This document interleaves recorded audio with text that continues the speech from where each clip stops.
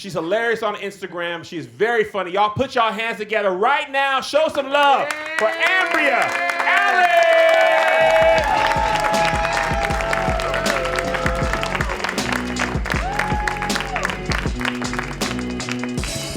Hey, y'all.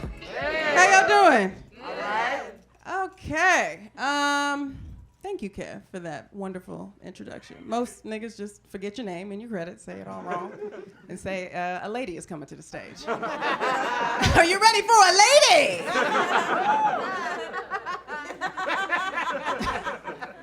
So thank you. I'm coming up on 10 years of marriage. Yeah. Relax, guys, relax. All my guy friends are telling me this is the marker, like, figure out if I want to stay before 10 years. Because, men be knowing all the divorce rules. Like, they be, SB California 135 says. Like, nigga, you work at Home Depot. Why do you know? They be using all the language that stipulates that the plaintiff, you a whole Esquire now. I don't know. It's, I think the issue was I got married before I knew I was cute. If I had just waited like 4 more Invisalign trays, I feel like I would have really known my potential, but I was an impatient bitch, and now here I am. I'm trapped. I know men aren't used to hearing women complain about marriage, but we hate y'all too. Like, it's equally oppressive, I guess is what I'm trying to say. I got married young, like right out of college. My husband was right out of college. He went to the Air Force Academy. He was a pilot, and I thought that's so sexy. I was talking like a white girl. Oh my God, I fucking love it. I love it so much. I love it so fucking much. You know how white girls sound like they swallowing the words when they talk. Oh my God, I love it.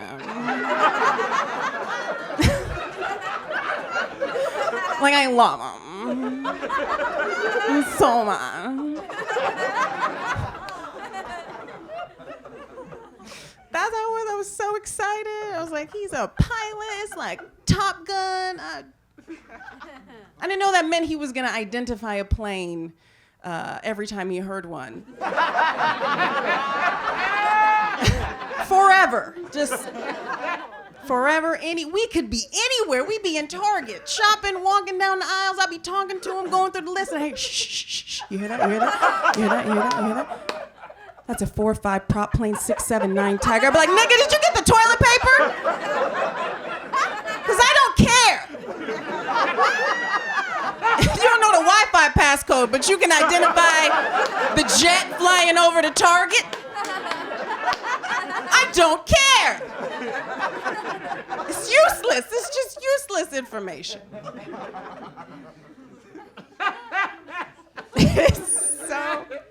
It's hard. But now, because this 10-year thing, I'm like eyeing all of our purchases through the lens of divorce, right? I'm like, so my husband just turned 40 and he wanted a Porsche for his birthday. And I was like, no, that's not happening. You're not about to drive out of my life in a Porsche. You get a Honda, nigga, like you can try to get some new pussy in an Accord, a CRV, and see how you fare out there. It's not what we're gonna do. Happy Black History Month, everybody. We tried to get my in-laws to do Ancestry.com because my mother-in-law really wanted to do it, so we bought the kit and gave it to him, and then we made this whole thing about Results Day. We drove down there to the house, gonna have a whole big celebration, and my mother-in-law did her test. My father-in-law did not do his, and I was like, hey, we paid good money. Why didn't you do the test? And he was like, I got too much shit in my past.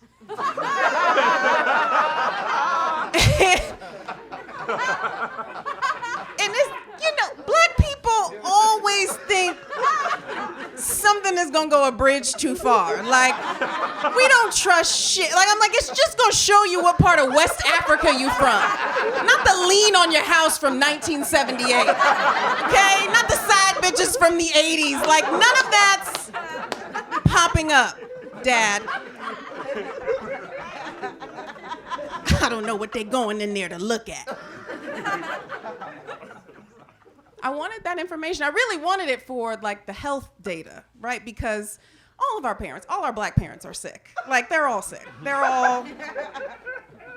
We wanted that, and they don't tell us that. Like, we have to find out about stuff in a crisis. So I wanted the data from the people. And it would have been helpful not only for them, but also in my family. My youngest niece is autistic, and I knew early, because I'm that bitch in the family who just is there to identify the problems. Just take this finger and stick it in everything is my role. When my niece was young, she wasn't responding to her name. And I was like, hey, I think like we need to check her hearing. That's a sign that she might be on the spectrum. And my mom was very defensive and was like, hey, ain't nothing wrong with that baby. Y'all have heard this before? Ain't nothing wrong with that baby. And I was like, okay, fine, let me take my finger out. 2 years later, my niece is in preschool. She starts beating the shit out of all the kids on the playground. Unprompted ass beatings. Unprompted ass beatings in the sandbox. And I was like, hey, she's not socializing well with other kids. That's a sign that maybe we should get her checked out. She might be on the spectrum. My mom was like, hey, maybe them kids need to stay out her fucking face. Because ain't nothing wrong with that baby.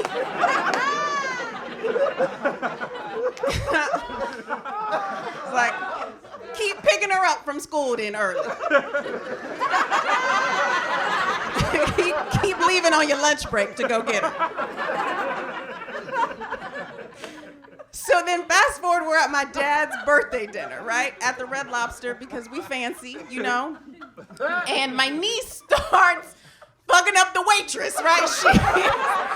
She is taking the menus, knocking shit over. She's doing all the autistic shit, right? And my dad was like, hey, we gotta cut this shit out. We gotta take her to the doctor because I think something wrong with the baby. I'm like, oh, now she done kicked over your Admiral's feast.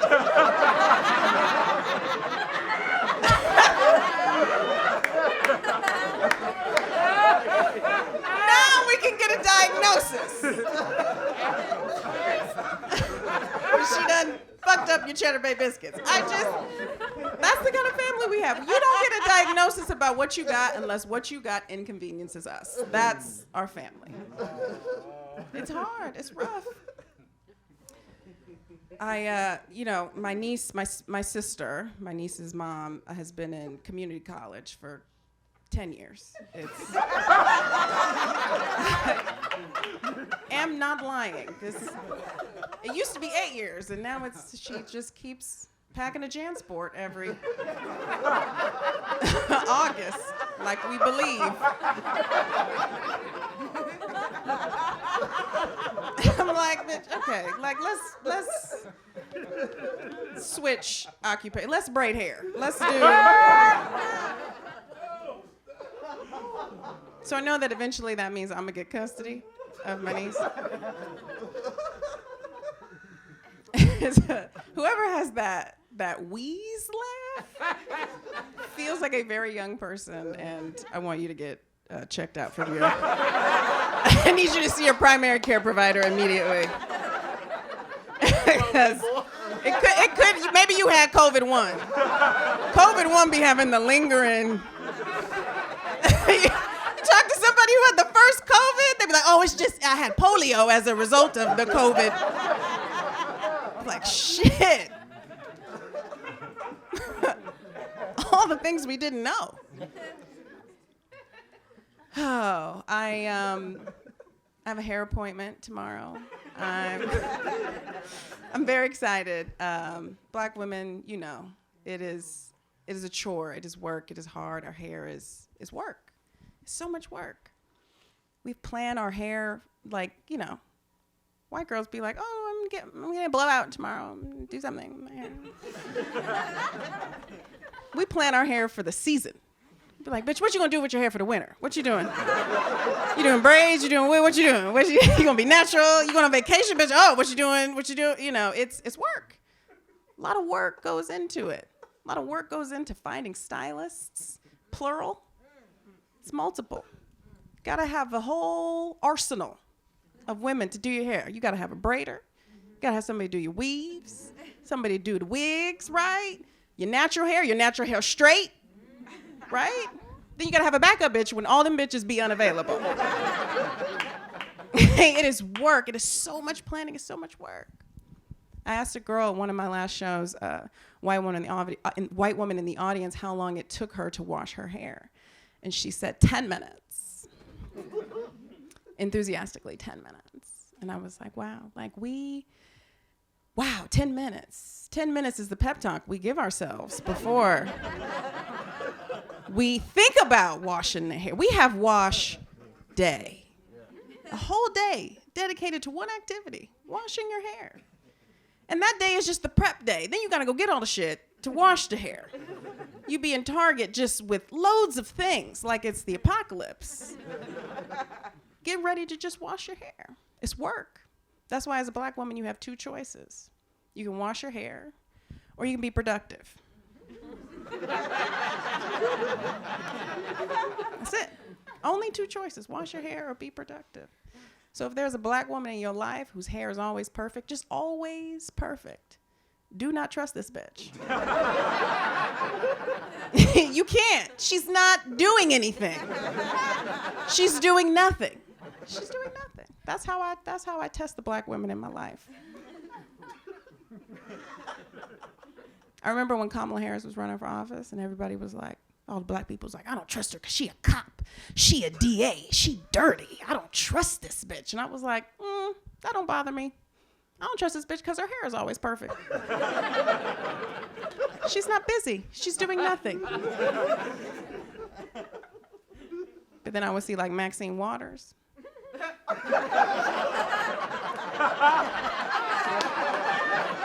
You guys.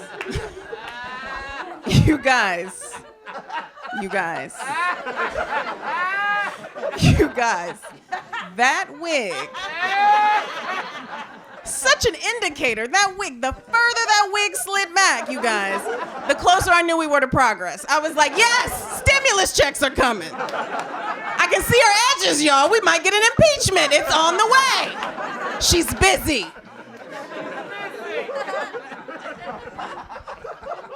That's what Maxine meant when she said, I'm reclaiming my time. She meant, I'm no longer doing my hair. I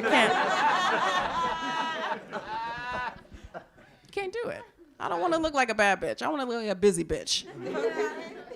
It's my focus. Kev, I was going to do your favorite joke, but I think I don't have time now. Okay, quickly, I'll do an abbreviated version. So I recently started using a menstrual cup. And especially when the women do it. We'll get to that. But menstrual cup, for those who don't know, is like a little rubberish type cup that women use during their periods. You insert it into your vagina for up to 12 hours, and you just set it and forget it. Like you can go live your life. I love the silence that befalls. Some of you bitches is on your periods right now. I saw you drop a tampon and get nervous and go, oh my God, go to the bathroom.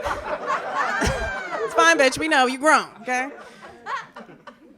You insert it in there for up to 12 hours, and then when it's full and it's done, you just take it out and you pour all that blood right directly into the water supply. That is how it...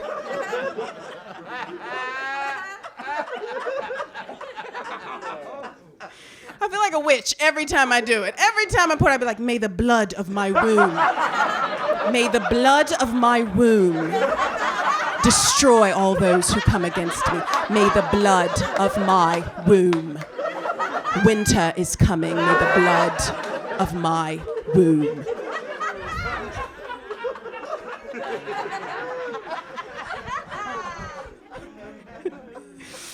So ladies, now every time I have to do the full version another time. But I love when men get squeamish about the period jokes, because y'all be wanting pussy all day long, but then when we got to talk about it, you're like, oh God, no, I can't. Shoot niggas all day on Call of Duty. But see period blood, and no, it's disgusting. You just put a grenade in a nigga's mouth and watched his head explode, but I can't talk to you about period blood? All right, you guys have been wonderful. My name is Amberia Allen. Enjoy the rest of the show. Ladies and gentlemen, Amberia Allen, one more time.